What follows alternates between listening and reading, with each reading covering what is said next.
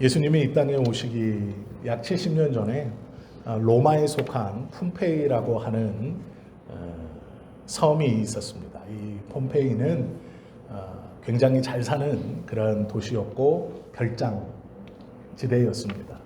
로마의 귀족들과 또 돈 많은 상인들이 이 섬에다가 별장을 지어놓고 무더위를 피해서 이곳에서 휴양을 즐기는 그런 휴양 도시였습니다.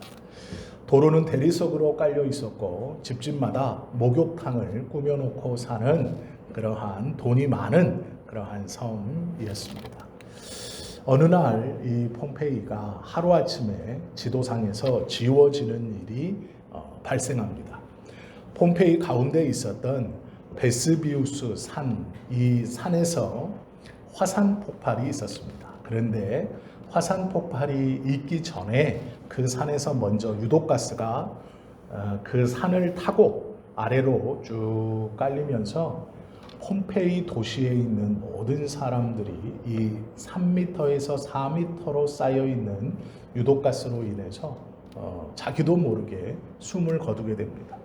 그 유독가스가 섬 전체로 퍼지고 난 이후에 화산이 폭발하여서 화산재가 6m 높이로 쌓여 덮여 이 도시 자체가 완전히 자취를 감추게 되었습니다. 이 폼페이라는 도시를 약 1700년이 지나서 1800년도에 발견하게 되었고 그때 이 도시들을 발굴하기 시작했습니다. 그런데 놀랍게도 이 도시에서 나오는 사람들의 대부분이 옷을 처음부터 입고 있지 않았고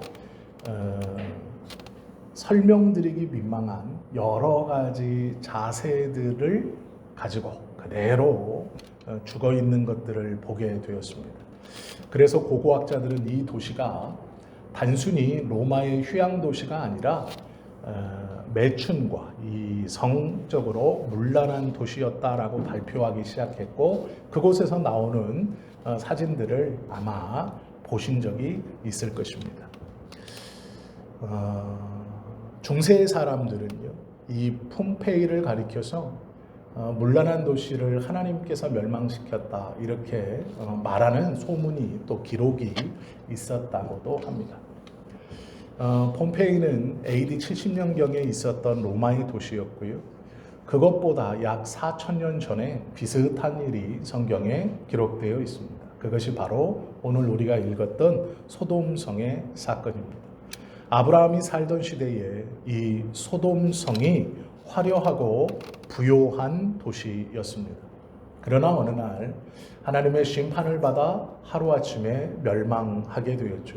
가만히 읽어보시면 화산 폭발로 멸망한 폼페이와 비슷한 그러한 일들이 일어났다는 것을 보게 되죠. 정통 사학자들은 아니고요.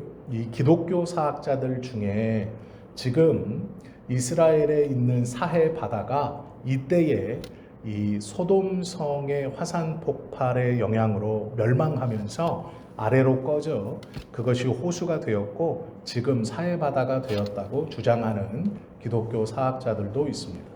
그래서 그곳이 소금 기둥이 되었고 또 그 소금 기둥의 영향으로 물이 짜졌다. 이렇게 믿기도 하고 또 가르치기도 합니다.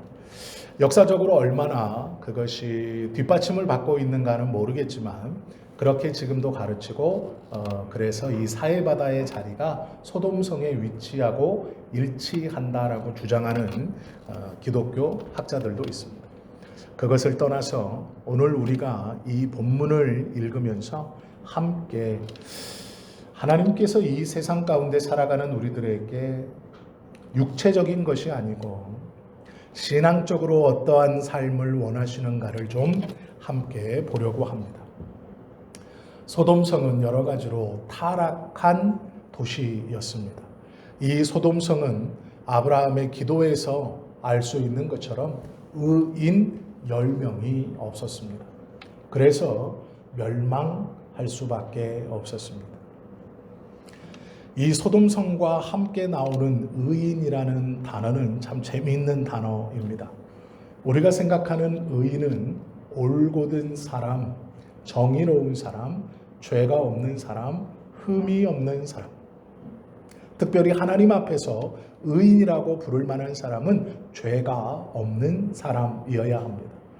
그러나 이 소돔과 고모라의 사건에서 함께 등장하는 의인이라는 것은 돌이키지 않는 사람, 즉 굽은 사람을 뜻합니다. 더 정확한 원어의 설명으로는 올곧다라는 것이 의인이라는 뜻입니다.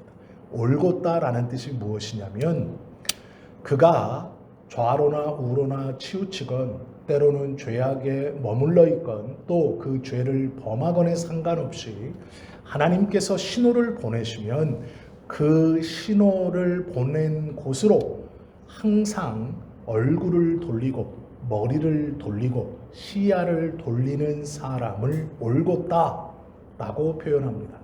그쪽을 계속 바라보고 있는 사람이 올곧은 사람이 아니고요. 신호가 왔을 때 그 신호를 향해 항상 그 신호의 방향으로 동일하게 시선을 돌리는 사람, 이것이 올곧은 사람, 의인이라는 뜻입니다. 소돔과 고모라를 한마디로 얘기하면 하나님의 사인과 신호가 있을 때에도 그 사인과 신호 앞에 한 사람도 고개를 돌리지 않았다라는 뜻입니다. 즉 무엇이냐면 죄악을 계속 짓는다고 해서 멸망하는 것이 아닙니다. 허물이 많다고 해서 멸망당하는 것도 아닙니다. 우리가 하나님 앞에 염치 없고 죄와 가까이 있고 내 마음속에 떨쳐내지 못하는 유혹과 그런 죄의 모습이 있다고 해서 하나님이 우리를 멸망시키는 것이 아닙니다. 하나님께서 말씀으로 신호를 하시고 우리 안에 하나님의 말씀의 조명이 비춰졌을 때에도 그것을 외면할 때 멸망당하는 것입니다. 그는 죄인이라고 부릅니다. 그러나 동일한 상태에 있으나 하나님께서 말씀으로 또는 여러 가지 것들로 신호를 주셨을 때 그 신호를 따라 고개를 돌리는 사람, 그 사람을 의인이라고 말씀하시고 그를 구원하시기를 기뻐하시는 것이 하나님이십니다. 소돔성에는 이 의인 10명이 없었습니다. 하나님이 신호를 보낼 때 자신의 죄악에서 고개를 돌려 하나님으로 고개를 돌리는 10사람이 없었다라는 것이죠. 그래서 멸망하게 된 도시입니다. 그러면 지금은 어떨까 생각해 보십시오.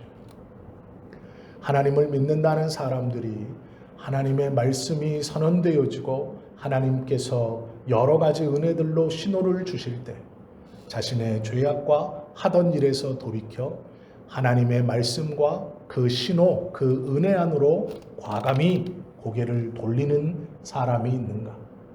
또 우리는 나는 그 하나님의 말씀과 신호가 나에게 쏘아졌을 때, 내 안에 들어왔을 때, 내 귀에 들려졌을 때 나는 과감히 고개를 돌리고 있는가? 소돔에 사는 사람들과 소돔 그리고 지금이 별반 다르지 않다는 것을 우리는 생각해 볼 수 있죠. 지금은 사순절 기간입니다. 부활절을 40일 앞두고 예수님의 부활을 기다리는 그러한 귀하고 복된 날들을 보내고 있습니다. 그 첫 주에 우리는 이 소돔 죄악으로 가득한 성 안에 살고 있는 롯의 이야기, 그리고 이 롯을 구원해 주시는 하나님의 이야기를 함께 좀 보려고 합니다. 하나님께서 이 롯을 구원하시면서 롯에게 반복해서 하시는 말씀이 있습니다. 그 말이 도망입니다. 도망쳐라, 도망하라 라는 말이죠. 19장 14절에 보면 이 성은 분명히 망할 것인데 17절에 이 성에서 도망하여 너의 생명을 보존하라 라고 말합니다. 믿음으로 맞서야 하는 것 아닙니까? 라고 생각할 수 있죠. 믿음으로 견뎌야 하는 것 아닙니까? 라고 생각할 수 있죠. 그러나 그렇지 않습니다. 멸망이 선언된 땅에서는 도망치는 것이 옳습니다. 죄악이 만영한 곳에서는 도망하는 것이 옳은 것입니다. 특별히 하나님께서 말씀으로 도망쳐라 라고 말씀하시면 뒤도 안 돌아보고 도망치는 것이 의인의 삶입니다. 그곳에서 내가 버티겠다고, 그곳에서 하나님의 의로움을 찾겠다고, 의인 10명을 내가 만들어내겠다고, 의인 10명을 내가 찾아보겠다고 버티는 것은 죄악에 거하는 것이고 하나님의 말씀을 어기는 죄인의 삶입니다. 착각하시면 안 됩니다. 믿음으로 이겨내겠습니다. 믿음으로 버티어내겠습니다. 믿음으로 만들어내겠습니다.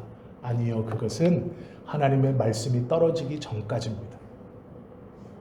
하나님의 말씀이 선언되어지기 전까지입니다. 소돔성은 하나님께서 말씀으로 망할 것이다 선언하셨습니다. 이곳은 돌이킬 수 없다라고 말씀하셨습니다. 이곳에 대한 부르짖음이 커서 내가 이곳을 멸망할 것이다 선언하셨습니다. 하나님의 말씀이 선언되어진 것은 바꿀 수 없습니다. 그것을 바꿀 수 있다고 고집 부리는 것은 믿음이 아닙니다. 그것은 신앙도 아닙니다. 이 경계선을 잘 구별할 수 있는 것이 지혜입니다. 1643년 한 젊은이가 구두수선을 하며 먹고 사는 젊은이가 있었습니다. 이 젊은이가 어느 날 친구들과 어울려 술집에 가게 되었습니다. 그런데 본인은 술을 마시지 않았습니다. 친구들이 몇 잔 술을 마시고 나서 한 친구가 오늘 술값은 술을 먹지 않은 사람이 내기로 하세 라고 말하면서 그 친구들을 호응시켰습니다. 친구들은 한 사람을 바라보면서 그래 그렇게 하세, 술값을 내기 싫으면 술을 한 잔 마시든지 라고 이야기했습니다. 그 청년은 할 수 없이 얼마간의 돈을 지불하고 그 자리를 나왔습니다. 그리고 그날 저녁 기도했습니다. 하나님, 내가 술값이나 내주는 사람이 될 수는 없지 않습니까? 어떻게 해야 되겠습니까? 라고 기도했습니다. 그러자 마음속에 이제 세상의 모습을 보았으면 떠나라. 너는 구별되는 사람이 되어라. 라는 음성이 들렸습니다. 이 구두를 수선해서 먹고 살았던 그날 저녁 그렇게 기도했던 영국의 한 청년은 나중에 신실한 경건주의의 출발이 되는 케이커 교도를 창시한 조지 팍스의 일화입니다. 구두를 수선하면서 하루하루를 먹고 살았던 한 젊은이가 어느 날 구별되게 살아라 라는 하나님의 음성을 듣고 그 음성에 순종하여서 하나님 앞에 성결하게 살기 위해서 하나님을 붙들고 자신의 삶의 터전을 떠나서 믿음의 공동체를 이루어냅니다. 그리고 그것이 오늘날에도 근본주의적이지만 경건한 기독교 교파의 대표적인 퀘이커 교도를 만들어내는 출발이 되었습니다. 하나님의 음성에 순종한다는 것은 쉽지 않습니다.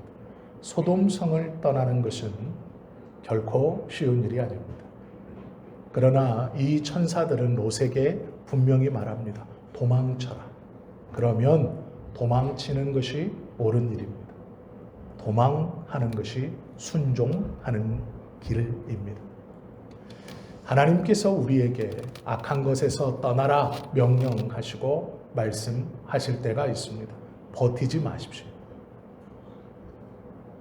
버티는 것은 어리석은 것입니다. 하나님의 말씀이 우리 안에 확신으로 떨어졌다면, 그것이 말씀으로 검증되어지는 악한 곳이라면 과감히 일어서 떠나야 합니다. 내가 잘 해보겠다고, 이곳에서 버텨보겠다고, 그것은 말씀이 떨어지기 전까지입니다. 하나님의 말씀이 도망하라 하시면 도망치는 것이 맞는 것입니다. 그곳에서 도망쳐 믿음의 공동체로 들어오는 것이 옳은 일입니다. 죄악의 현장에서 과감히 죄악의 자리를 박차고 일어나는 것은 비겁한 것이 아니고 그것이 옳은 일입니다. 천사들은 도망하라 말하고 두 번째는 지체하지 말라고 명령합니다. 지체하지 마라. 16절에 보시면 롯이 지체합니다. 머뭇거립니다.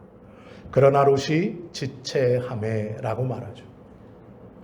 17절에 보시면 그들을 밖으로 이끌어내었다라고 말합니다. 도망하라 명령했습니다. 그 명령을 받았고 말씀을 들었지만 지체합니다. 천사들은 그들을 손을 잡고 끌어냅니다. 지체하지 말아라 라는 것이죠. 롯의 사위들은 그 말을 들었지만 그것을 무시합니다. 그리고 멸망한다는 것을 우리는 알고 있죠. 성도들을 여러 가지 것들로 비유한 것 중에 하나가 달구지 성도입니다. 요즘 말로 하면 리어커 성도죠. 도대체 끌고 밀지 않으면 움직이지 않습니다. 예수님을 믿고 성도라 있는데 이름은 가지고 있는데 앞에서 당기고 뒤에서 밀지 않으면 도저히 움직이지 않습니다. 삶의 변화도 예배도 말씀도 기도도 한 걸음도 나아가지 않습니다. 다른 성도들과 하나님이 그 앞에서 끌고 밀어줘야 겨우겨우 움직입니다. 이것을 리어커 성도라고 합니다. 두 번째는 고양이 성도입니다. 자기가 원할 때는 와서 아양을 부리지만 만지려고 하면 화를 내고 도망을 가버립니다. 우리의 모습이 이러지 않은가 잘 생각해 보십시오. 세 번째는 럭비공 성도입니다. 어디로 튈지 모릅니다. 잘할 것 같은데, 이제 될 것 같은데, 이제 순종할 것 같은데 그렇지 않다라는 것이죠. 네 번째는 신호등 성도입니다. 깜빡깜빡합니다. 믿는 사람 같았다가 아닌 사람 같았다가 믿음이 좋은 사람 같았다가 그렇지 못한 사람 같았다가 라는 거죠. 다섯 번째가 연 같은 성도입니다. 높이 올라가 있지만 끈으로 연결되어 있습니다. 신앙이 아주 좋은 듯 보이지만 세상과 끈으로 연결되어 있어 그 끈이 떨어지면 세상으로 다시 곤두박질 치는 자유롭게 날아가지 못하고 세상과 묶여있는 성도를 연과 같은 성도라고 표현합니다. 리어커 성도인가 고양이 성도인가 아니면 럭비공 같은 신호등 같은 연과 같은 성도인가 이것이 머뭇거리는 성도들의 비유적 표현입니다. 어느 곳에 속해 있는가 가만히 생각해 보십시오. 지체하시면 안 됩니다. 주님을 만나는 날까지 계속해서 움직여야 하고 세상을 떠나 하나님에게로 가까이 지체 없이 다가가야 합니다. 아더 핑크라는 기독교 학자가 있습니다. 그 학자가 아주 유명한 말을 했습니다. 하나님은 세상을 만들었고 죄악은 이 세상을 만들었다라는 말입니다. 이 말이 무슨 말이냐면요. 하나님께서는 너무나 아름다운 세상을 창조해 주셨지만 죄악은 지금 우리가 살아가는 이 세상을 만들었다라는 것입니다.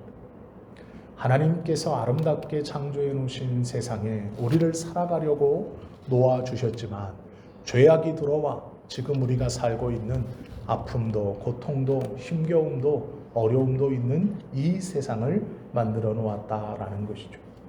이 세상은요, 계시록에 보시면 멸망할 수밖에 없다라고 말씀합니다.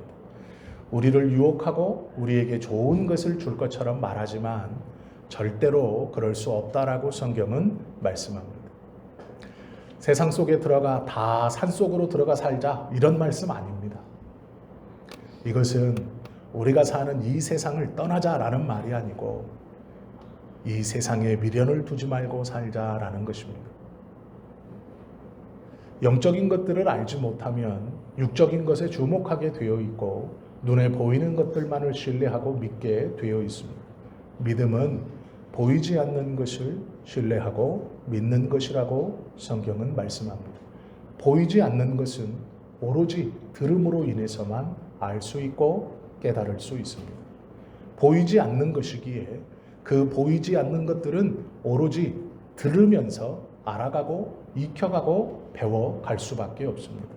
그래서 하나님의 말씀을 들어야 합니다. 하나님의 말씀을 듣고 익혀야 합니다. 들음 없이 보이지 않는 것을 믿을 수 없고 들음 없이 하나님의 나라를 바라보거나 꿈꿀 수 없습니다. 그래서 들음은 매우 중요합니다. 하나님께서 도망하라 말씀하시면 그 말을 들을 수 있어야 합니다.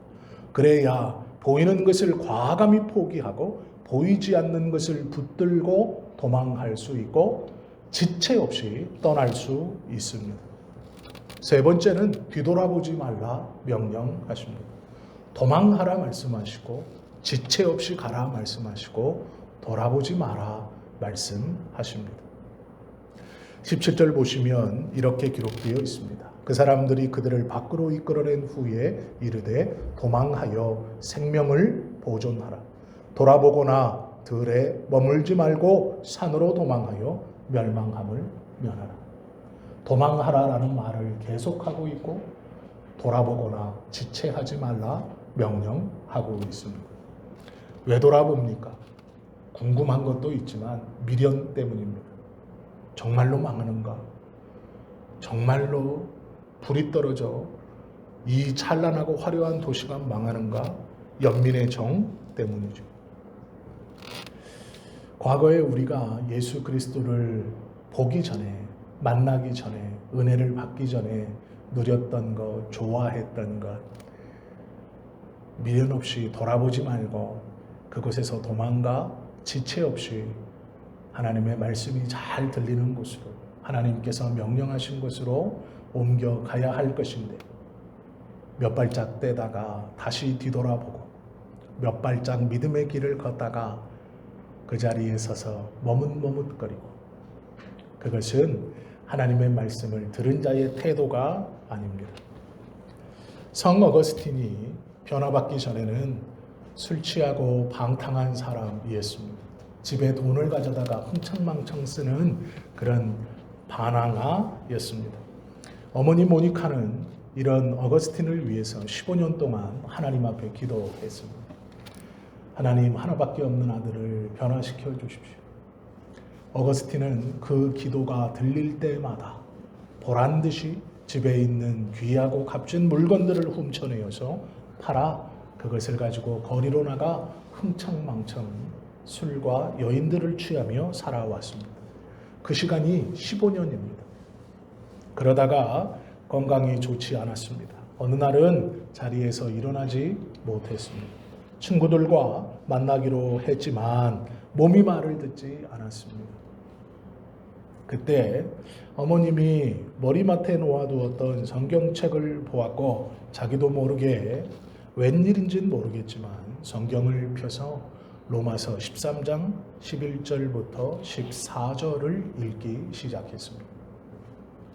그리고 그 말씀이 어거스틴의 영혼에 들렸고 그 말씀으로 인하여 어거스틴이 그날부터 변화되었습니다. 그리고 나서 몇 달이 지나 길을 걸어가는데 한 여인이 어거스틴을 알아보고 쫓아오며 말했습니다. 어디로 가요? 저는 여기 있어요. 어서 오세요. 오랫동안 기다렸어요. 어거스틴은 그 여인의 소리를 못 들은 척 앞만을 바라보며 걸어갔습니다. 그 여인은 급하게 쫓아와 어거스틴의 팔을 붙들고 얘기했습니다. 저예요. 저 몰라요? 다른 여자가 생긴 거예요. 왜 모른 척해요? 어거스틴은 그 여인이 잡은 팔을 가만히 내려놓으면서 그 여인을 향해 이렇게 말했습니다. 너는 너지만 나는 내가 아니다. 너는 여전히 너지만 나는 옛날에 내가 아니다. 나는 이제 새 사람이 되었다. 라고 말을 했습니다. 성 어거스틴이라고 불렸던 이 어거스틴의 젊은 날의 일화는 우리에게 많은 것을 생각하게 하죠. 너는 너지만 나는 이제 더 이상 내가 아니다. 라는 것이죠. 나는 그 죄악에서 도망쳤고 지체하지 않았고 뒤돌아보지 않을 것이다. 라는 것이죠. 소돔과 고모라에서 롯을 구원하여 주시기 원하시는 하나님께서 롯에게 하시는 명령은 동일하고 우리에게 주시는 말씀과 똑같습니다. 도망쳐라. 그것은 비겁한 것이 아니다. 지체하지 마라. 머뭇거릴 필요 없다. 돌아보지 마라. 미련을 가질 필요 없다. 그것이 우리에게 원하시는 믿음의 사람들의 삶의 모습입니다. 보이지 않는 하나님의 나라는 들음으로써만 붙들 수 있는 나라입니다. 보이지 않는 하나님의 나라는 듣고 그 나라를 붙들 때만 우리는 하나님의 음성에 확신을 가질 수 있습니다. 그러므로 하나님의 말씀인 성경을 읽고 성경의 말씀을 함께 나누는 것은 신앙생활의 아주 기초이고 가장 중요한 일 중 하나입니다. 예배에 참석하셔서 무엇을 얻길 원하십니까? 마음의 위로, 그것도 좋습니다. 습관처럼, 버릇처럼, 그것도 나쁜 것은 아닐 것입니다. 그러나 꼭 하나 해야 할 것은 하나님의 말씀이 들려질 때 그 들려지는 말씀을 받을 수 있는 마음의 준비가 되어야 합니다. 믿음은 들음에서 난다라는 것은 그냥 하는 말이 아닙니다. 성경의 말씀은 언제나 우리에게 영혼을 살리는 진리요 하나님의 말씀이기 때문에 그렇습니다. 도망하십시오. 비겁한 것이 아닙니다. 지체하지 마십시오. 머뭇거릴 필요 없습니다. 돌아보지 마십시오. 미련을 두지 않으셔도 아무 문제 일어나지 않습니다. 하나님의 말씀이 우리에게 들렸다면 죄악의 자리에서, 나를 유혹하는 그 자리에서 도망하는 것, 지체하지 않는 것, 돌아보지 않는 것은 믿음의 사람들의 삶의 자세 중 하나입니다. 빌리 그레함 목사가 하나님의 심판에 대한 책을 썼습니다. 그리고 그 책을 와이프, 아내에게 보여주면서 물어봤습니다. 여보, 이 책을 읽고 만약 하나님이 이 시대의 사람들의 죄악상을 심판하지 않는다면 어떻게 해야 할까? 이 책의 내용이 무엇이었냐면 현대인들에 대한 하나님의 심판이 이렇게 이루어질 것이다 라는 내용이었습니다. 아내에게 그 책을 주면서 하나님이 이렇게 심판하지 않으신다면 나는 어떻게 설교할 수 있고 또 나의 믿음은 어떻게 될까라고 아내에게 물은 것이죠. 그때 그 책을 다 읽고 빌리 그레함의 아내가 빌리 그레함에게 이렇게 얘기했습니다. 만약 하나님이 이 시대의 사람들의 죄악을 심판하지 않으신다면 하나님은 소돔과 고모라 사람들에게 사과해야 할 것 같아요 라고 말했습니다. 이게 무슨 얘기냐면요, 지금 우리가 살아가는 이 시대가 소돔과 고모라와 비견될 수 있다. 아니 그보다 더한 죄악이 만영하는 시대다라는 예화입니다. 기억하십시오. 하나님은 죄악을 심판하십니다. 하나님께서 선언하신 것을 아니라고 억지로 붙들고 계시지 마십시오. 영적인 성숙은요, 이것을 구별할 수 있는 수준입니다. 세상의 것이 무엇인가? 내가 떠나야 할 것이 무엇인가? 지체하지 말아야 하고 돌아보지 말아야 할 것이 무엇인가를 구별할 수 있는 것입니다. 그것은 또 눈에 보이는 것일 수 있고 그것은 또 눈에 보이지 않는 것일 수 있습니다. 하나님의 말씀을 읽고 성령께 은혜와 지혜를 구하는 하나님의 백성들은 이것을 구별해낼 수 있습니다. 그리고 과감히 떠날 것입니다. 지체하지 않을 것이고 돌아보지 않을 것입니다. 그때 하나님께서 주시는 구원이 그의 마음에 평안을 줄 것입니다. 평강을 허락해 주실 것입니다. 우리 모두는 믿음으로 살지만 우리가 사는 세상은 소돔과 같은 세상입니다. 이 세상에서 도망치라는 말씀은 절대로 아닙니다. 이것을 잘 구별하십시오. 우리를 유혹하고 우리를 넘어뜨리려고 하는 것에서 떠나시고 지체하지 마시고 돌아보지 마십시오. 연민의 정을 가질 필요가 없습니다. 믿음의 공동체로 하나님의 말씀 안으로 은혜 안으로 돌아오셔야 합니다. 그것이 우리의 삶의 모습이어야 합니다. 이런 은혜를, 이런 삶의 자세를 받으실 수 있기를 예수님의 이름으로 축원드립니다. 기도하십니다.